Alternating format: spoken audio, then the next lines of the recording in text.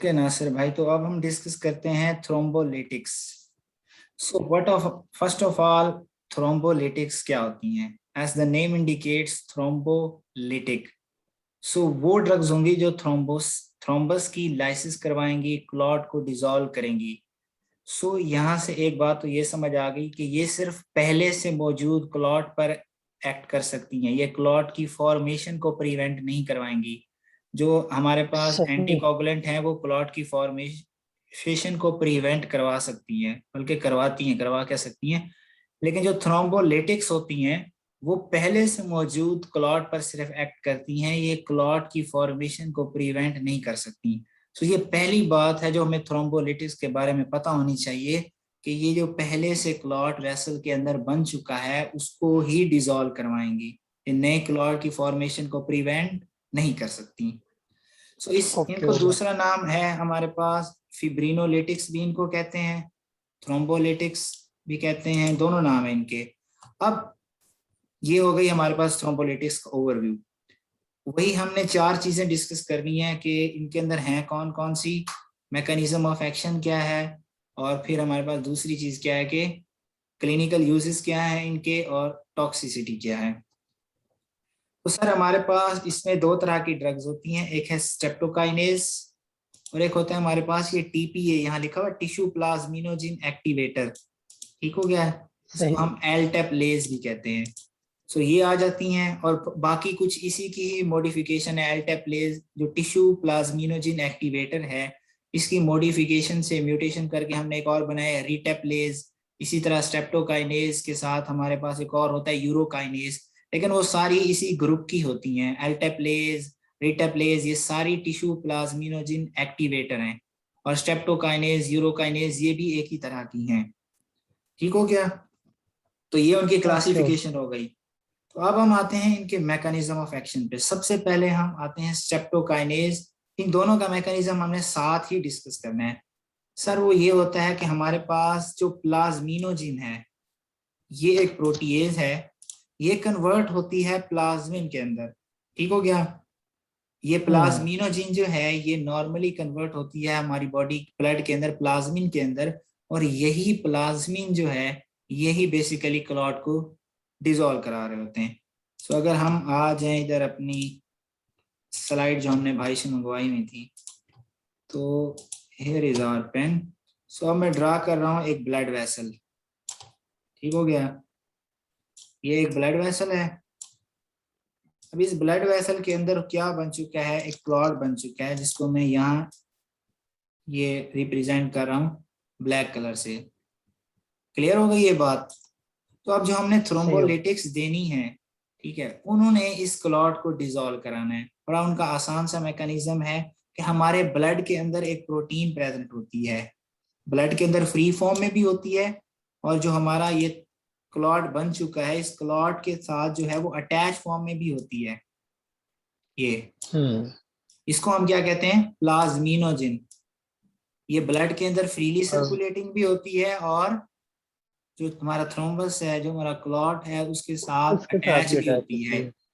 सो अब जो हमने थ्रोम्बोलिटिक्स देनी है, उन थ्रोम्बोलिटिक्स का बेसिक मैकेनिज्म क्या है कि इस प्लाज्मिनोजिन को उन्होंने कन्वर्ट करवाना है किसके अंदर, प्लाज्मिन के अंदर, और ये प्लाज्मिन ही बेसिकली क्लॉट को रिजॉल्व कर देगा। जस्ट यही उनका मैकेनिज्म है।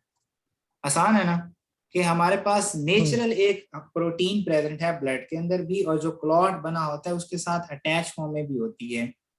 अब जो हमने थ्रोम्बोलिटिक्स देनी है, चाहे वो स्ट्रेप्टोकाइनेज हो, यूरोकाइनेज हो, या वो एल्टेप्लेज हो, रिटेप्लेज हो, उन सब ने बॉडी के अंदर पहले से मौजूद प्लाज्मिनोजिन को प्लाज्मिन के अंदर कन्वर्ट करवाना है, और फिर जो प्लाज्मिन बनेगा उसने क्लॉट को डिसॉल्व करा देना है। सो ये थ्रोम्बोलिटिक्स का मैकेनिज्म ऑफ एक्शन है।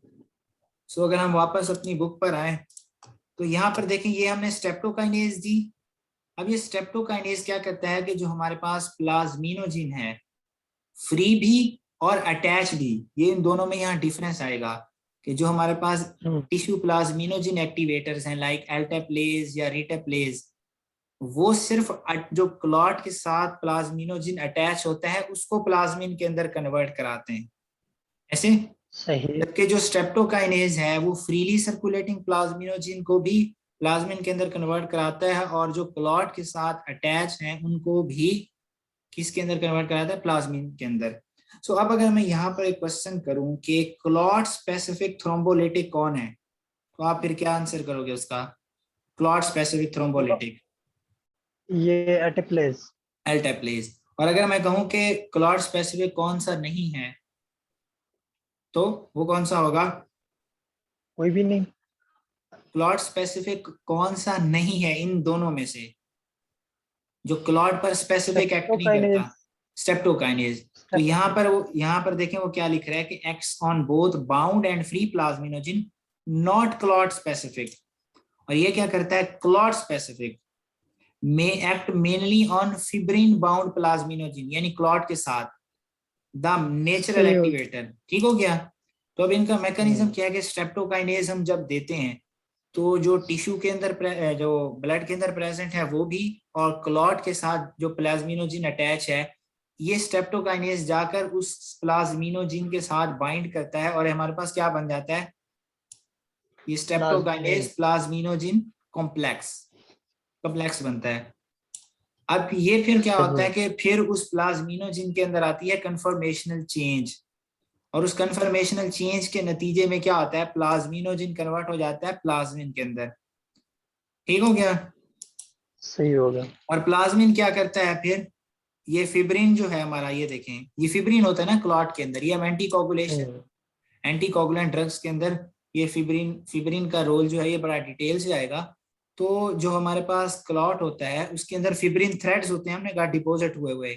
अगर आपको ब्लड फिजियोलॉजी में से कुछ याद हो, ये फिब्रिन थ्रेड्स क्लॉट के अंदर डिपॉजिट हुए होते हैं। तो ये प्लाज्मिन इन फिब्रिन थ्रेड्स को डिग्रेडेशन प्रोडक्ट्स के अंदर कन्वर्ट करा देता है, तो इस तरह क्लॉट की क्या हो जाती है? लाइसिस। अब जो एल्टेप्लेज है, सही। एल्टेप्लेज को देखो वो कोई कम्प्लेक्स नहीं बनाता। देखो एल्टेप्लेज हम्म। कोई कम्प्लेक्स नहीं बनाता, ये डायरेक्टली प्लाज्मिनोजिन को एक्टिवेट कर देता है इनटू प्लाज्मिन के अंदर, और प्लाज्मिन जो है फिर वो फिब्रिनोजिन को कन्वर्ट करा देता है डिग्रेडेशन प्रोडक्ट्स के अंदर। तो इस तरह ये उनकी क्लॉट की लाइसिस करवा देते हैं। मैकेनिज्म ऑफ एक्शन क्लियर है दोनों का? सही हो गया। सही हो गया। अब आ जाते हैं क्लिनिकल यूजेस पे। क्लिनिकल यूजेस क्या है कि ये बेसिकली थ्रोम्बोलिटिक्स हैं, तो थ्रोम्बस को ये डिक्रीज कर रहे हैं। तो अब they are hmm. Use intravenously for short term emergency management of coronary thrombosis in myocardial infarction. किसी पेशेंट को एमआई हुआ हुआ है, सही। तो इट मींस उसकी कोरोनरी आर्टरी में थ्रोम्बस है, तो ये इंट्रावीनसली हम देंगे तो मायोकार्डियल इंफाक्शन के पेशेंट्स में शॉर्ट टर्म वो जो थ्रोम्बस है उसकी लाइसिस हो जाएगी और एक शॉर्ट टर्म मैनेजमेंट हो जाएगी। Then deep venous thrombosis, basically thrombus को ही उसने क्लॉट करना है ना। इसी तरह pulmonary embolism and ischaemic stroke, तो चाहे मायोकार्डियल इंफाक्शन हो, कोरोनरी थ्रोम्बोसिस, उसमें डीप वेनस थ्रोम्बोसिस हो, पल्मोनरी एम्बोलिज्म हो, इस्कीमिक स्ट्रोक हो, इन सब की शॉर्ट टर्म मैनेजमेंट के लिए हम ये थ्रोम्बोलिटिक्स देते हैं। स्ट्रेप्टोकाइनेज, यूरोकाइनेज हो गया, या एल्टेप्लेज, रीटेप्लेज हो गया। क्लिनिकल यूजेस क्लियर है? जी। क्लिनिकल यूजेस क्लियर हो गए, तो अब हम आ जाते हैं सर इनकी टॉक्सिसिटी पर।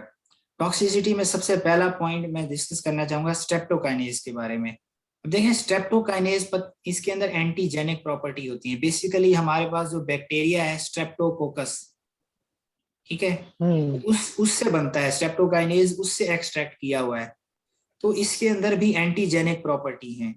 ठीक है।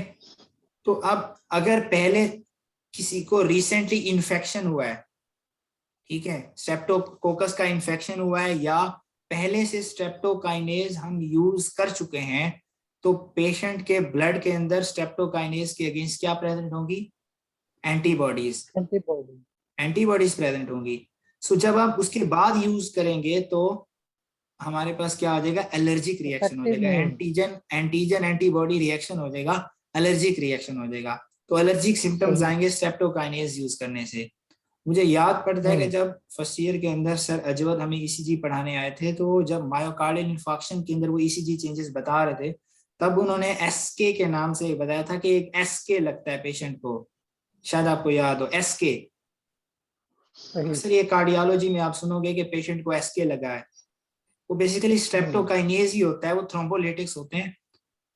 लेकिन उनमें दो चीजों का ख्याल करना होता है कि ये एक बार ही लगता है, यानी अगर पेशेंट को एक बार लग चुका है रिसेंटली, आपने दोबारा लगाया उसको मायोकार्डियल इन्फेक्शन की वजह से, तो एलर्जिक रिएक्शन हो सकता है। इसी तरह अगर उसको स्ट्रेप्टोकोकस का इन्फेक्शन हुआ है पहले ही, तो एंटीबॉडीज प्रेजेंट होंगी ब्लड के अंदर, तो अगर आपने उसको एसके लगाया तो इससे फिर भी क्या हो सकता है, एलर्जिक रिएक्शन। ये तो स्ट्रेप्टोकाइनेज की वजह से होता है, ये एक स्पेसिफिक है जो स्ट्रेप्टोकाइनेज का है। बाकी जनरल थ्रोम्बोलिटिक्स का क्या होता है? अब सर ये देख लें कि हमारे पास जो है ना, कि हमारी बॉडी के अंदर हर टाइम बड़ी जगह पर ना वो हमारे पास रप्चर हो रही हैं, स्मॉल वेसल्स जो हैं वो रप्चर हो रही होती हैं हर टाइम ही, लेकिन हमें पता नहीं लगता कि वो वेसल रप्चर हुई, फौरन ही वहां पे क्लॉट बन जाता है, ठीक है, और वो रप्चर जो है वो रिपेयर हो जाता है। ये बात समझ आ गई? सही। हर जी। टाइम हर टाइम हमारी बॉडी के अंदर स्मॉल वेसल्स के अंदर रप्चरिंग हो रही है, ब्लड प्रेशर ज्यादा हो गया, ये हो गया, कुछ भी हो गया, तो एक नॉर्मल बॉडी के अंदर there are many ruptures every time, ठीक है। लेकिन हमारा अगर क्लॉटिंग सिस्टम सही काम कर रहा है तो वो क्लॉट बनते रहते हैं और वो रप्चर जो है वो रिपेयर हो जाता है। लेकिन जब हमने सही। थ्रोम्बोलिटिक्स यूज किए तो अब वो सिर्फ थ्रोम्बस की फॉर्म को ही डिसॉल्व नहीं करेंगे, जो पैथोलॉजी होगी सिर्फ उसी थ्रोम्बस को नहीं करेंगे, वो जितने भी क्लॉट बने हुए सबको सबकी लाइसिस करवाएंगे। ऐसे ही होगा, सही हो गया। जब उनकी लाइसिस होगी क्लॉट नहीं होंगे, तो जो रप्चर हो रहे हैं उनके नतीजे में क्या हो जाएगी, ब्लीडिंग। ब्लीडिंग हो जाएगी। तो कॉम्प्लिकेशंस क्या हो जाएंगी, इंक्लूड ब्लीडिंग और पॉसिबली इंट्रा सेरिब्रल हेमरेज। तो सेरिब्रम के अंदर जो है वो बड़ी स्मॉल सी वेसल होती है, तो उनके अंदर जब रप्चर होगी तो इंट्रा सेरिब्रल हेमरेज हो जाएगा, और इसके साथ साथ जनरल कॉम्प्लिकेशन है ब्लीडिंग। और दूसरा है स्टेप्टोकाइनेज में cause hyper sensitivity reactions and hypotension.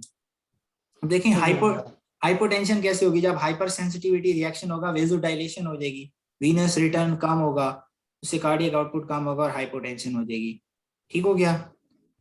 अब इनके अंदर जो ओवरराइडिंग फैक्टर है इफेक्टिवनेस के अंदर, यानी ये कितने ड्यूरेशन के अंदर दी जाए तो इफेक्टिव है। देखें अगर बंदे को इन्फेक्शन हुआ है, मायोकार्डियल इन्फेक्शन हुआ है, तो 4 घंटे होते हैं हमारे पास, 4 घंटे, उसके बाद हम्म। परमानेंट चेंजेस आती हैं, उसके बाद हम कुछ नहीं कर सकते। तो अगर 4 घंटे के अंदर अंदर, यानी अगर हम दे दें 4 घंटे के अंदर अंदर दे दें तो इफेक्टिव होते हैं। यहाँ वो एक बात कह सही। रहा है कि अगर 3 घंटे के अंदर अंदर दे दें तो 60% मोर्टेलिटी मायोकार्डियल इन्फेक्शन की वजह से कम हो सकती है। अगर हम 3 घंटे के अंदर अंदर ये ड्रग्स दे दें थ्रोम्बोलिटिक्स, तो 60% सही। तक मोर्टेलिटी कम हो सकती है। इसके साथ साथ हम बीटा ब्लॉकर अगर दे दें तो हार्ट की एक्टिविटी कम हो जाएगी, उससे मजीद मोर्टेलिटी कम हो जाएगी एमआई में, क्योंकि एमआई में अब मायोकार्डियम वीक हो चुकी है, उसको इतनी सप्लाई नहीं आ रही। तो अगर हम हार्ट को अंडर वर्क, अगर हार्ट का वर्कलोड ही कम कर दें तो उसको फिर सप्लाई कम चाहिए होगी, तो वो उस कम सप्लाई पर भी गुजारा कर लेगा। तो अगर थ्रोम्बोलिटिक्स के साथ सही। बीटा ब्लॉकर दे रहे हैं तो भी मोर्टेलिटी मजीद कम हो जाएगी। इसी तरह हम नाइट्रेट्स वगैरह दे रहे हैं, वो भी वेजोडाइलेटर होते हैं, विनोडाइलेटर होते हैं नाइट्रेट्स मोस्टली, तो उससे फिर मजीद प्री लोड कम होगा, हार्ट का वर्कलोड कम होगा, मजीद मोर्टेलिटी के चांसेस जो है वो कम हो जाएंगे। लेकिन लेट्स सपोज एक पेशेंट है, उसको हमने थ्रोम्बोलिटिक्स दी और उसमें थ्रोम्बोलिटिक्स की टॉक्सिसिटी हो गई, तो उसको रिवर्स कैसे करेंगे? हम सही। कोई एंटीडोट देंगे, हम कोई एंटीडोट देंगे ना, हम्म। तो एंटीडोट जो होगा वो एंटी फिब्रिनोलिटिक्स होगा, इट्स ऑब्वियस। तो सही। ये हमारे पास दो यहाँ लिखे, amino caproic acid and tranexamic acid, ये एंटीडोट्स हैं एंटीनो फिब्रिनोलिटिक्स। कौन कौन से? अमाइनो कैप्रोइक एसिड और दूसरा कौन सा है? ट्रेनिजेमिक एसिड। ट्रेनिजेमिक एसिड। सो ये पॉसिबली एंटीडोट्स हैं अगर एक्सेसिव ब्लीडिंग हो रही है, क्योंकि एक्सेसिव ब्लीडिंग क्या है, ये थ्रोम्बोलिटिस का साइड इफेक्ट है, तो इट मींस उनकी टॉक्सिसिटी हुई हुई है। तो हमने दे दिया एंटीफिब्रिनोलिटिक्स, अमाइनो कैप्रोइक एसिड या ट्रेनिजेमिक एसिड, इससे वो इसके जो टॉक्सिक इफेक्ट्स है वो रिवर्स हो जाएंगे। So this was all about the thrombolytics. इतना सही टॉपिक था। तो ये इसमें कोई क्वेश्चन हो आपका तो? नहीं, क्लियर हो गया। ओके, हो गया सर।